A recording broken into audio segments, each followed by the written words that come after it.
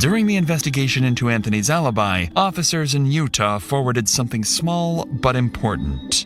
A time-stamped shopping receipt placing Anthony in Utah that morning, miles away from Colorado at the time Crystal was killed. Martinez and his partner decide it's the perfect time to see how Daniel reacts when they push him directly and force him to confront the possibility that he might be the stalker.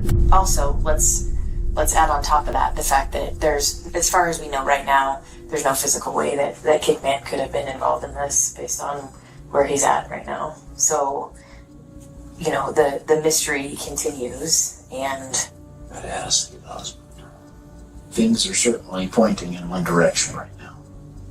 Well, and you've given us reason. Here's the other thing, Daniel, is I sympathize with the fact that you're in an extremely frustrating situation. I know you want to be a part of your kids' lives, but you can also sense that's why we're asking all these questions about infidelity and everything else. Is there some other mystery man that we don't know about? I have been faithful.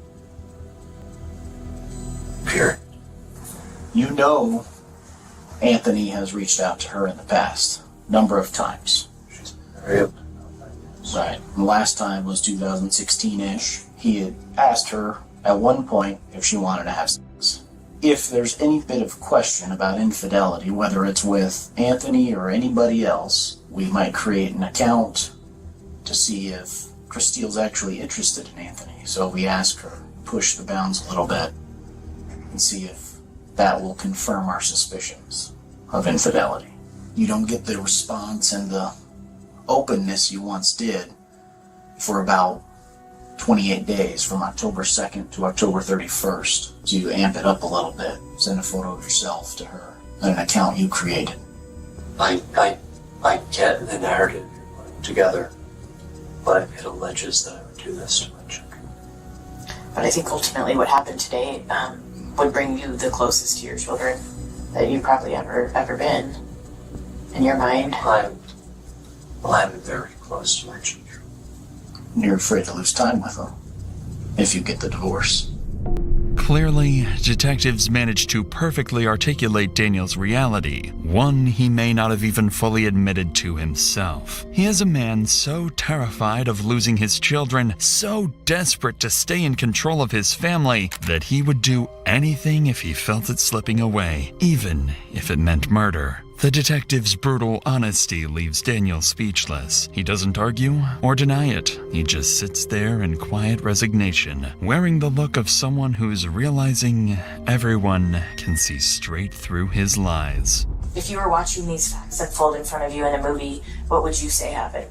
There has to be someone else that was able to turn off the cameras, that was able to use your IP address from your work to create accounts, to send messages and photos, to act as a stalking suspect. I don't know, I'm not the one who does this. I'm analytical at work, and I read and write fiction at home.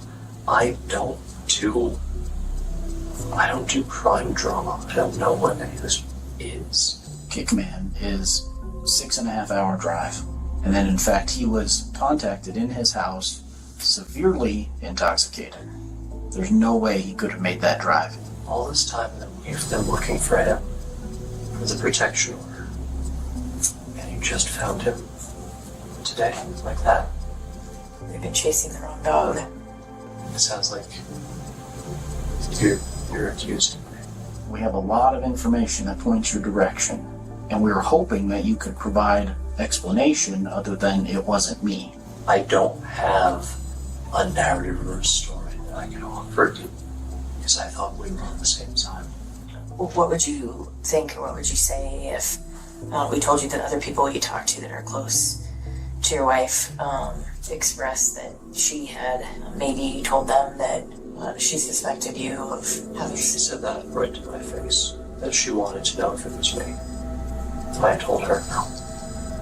But I think there's more to the story. Like, I don't know, it just doesn't, it's not adding up. I'd like to know what happened this morning. I'd like to know Me too. what caused you to get so upset to hurt your wife, because I believe that's what happened. Well, I want to know what happened We haven't been there to know. And there's only one person in this room that can tell us. I think you got confirmation or found out that she had a boyfriend this morning, or something happened that pissed you off, and you did something that you regret now because you can't go back. I've answered all your questions that I can. You have your theory. Please find the right one. You're done. As calm as he's been this entire interview, Daniel finally decides he's had enough and drops the act. His story has crumbled. Detectives see straight through his lies, and he knows it. With nothing left to cling to, Daniel quietly asks for an attorney, and the interview comes to an end.